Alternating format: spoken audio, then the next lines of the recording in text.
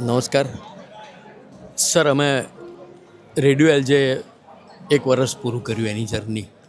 તમે આ સંસ્થા સાથે ઘણા વર્ષોથી જોડાયેલા છો. રેડિયો શરૂ કરવો જોઈએ અને કેવી રીતે એમાં કામ કરવું જોઈએ એ પણ તમે અમને માર્ગદર્શન આપ્યું છે. આ વર્ષ પૂરું થયું એની અમે શુભેચ્છા આશીર્વાદ માગીએ તમારી પાસે. આમ સ્મૃતિની શેરીમાં આંટો મારતા હોઈએ એવું લાગે, કારણ કે અલબત્ત ભણાવવાનું મન હતું મને, પણ સ્વભાવથી આળસ હતી એટલે સક્રિયતા ઓછી હતી. તો જ્યારે વિરલભાઈએ કીધું કે આપણે કંઈક શરૂ કરીએ ત્યારે મેં કીધું હું તમને એવા વ્યક્તિત્વની ઓળખાણ કરાવું કે જે આ પાટે ચડાવી દે.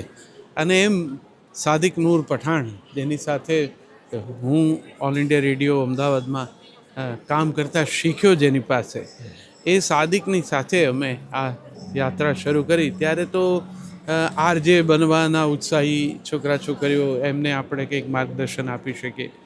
અમે બંને જણા રેડિયોને બહુ ચાહીએ છીએ. એટલે નવા માધ્યમો આવ્યા, નવી રજૂઆતની પદ્ધતિઓ આવી, પણ આમ આકાશવાણીની જે તાલીમ હતી એણે એટલું શીખવી દીધું કે રેડિયોના સામર્થ્યને તો કોઈ નહીં પહોંચે. વિરલભાઈની મજા એ હતી કે એણે એ વસ્તુ સ્વીકારી, સમજી. પછી તો મિત્રો સાથે જોડાતા ગયા અને લોક સાથ થાતે ગયે ઓર કારવાં બનતા ગયા. આજે હવે જે મુકામ પર તમે છો, જ્યાંથી સાદિકનું પણ એ સ્વપ્ન હતું કે એલજેને પોતાનો રેડિયો હોય, આજે રેડિયોને 1 વર્ષ પૂરું થયું. મને પણ એમ હતું કે જે મિત્રોએ અમારી સાથે કામ કર્યું છે એવું કોઈ આ કામ સંભાળે તો સારું. અને તમે એમાં અમને મળ્યા. મેં કીધું કે જયેશ જો કરતા હશે તો એ અનુભવથી પક્વ છે અને વહીવટી સમજ પણ છે.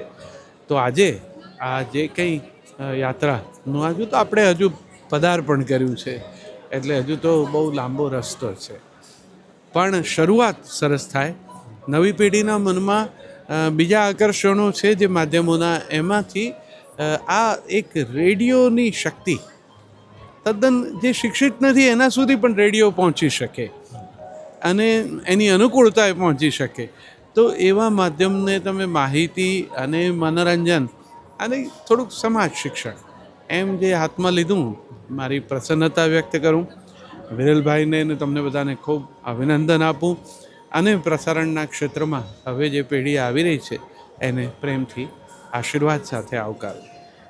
તમે જે જોયું છે વિઝન અને તમે જે માર્ગદર્શન છે તમારું, એમાં અમે સતત આગળ વધતા રહીશું. એ અમારું પણ એક કમિટમેન્ટ છે તમારું. બસ તો પછી સરસ રીતે ફતેહ કરો. Thank you sir, thank you.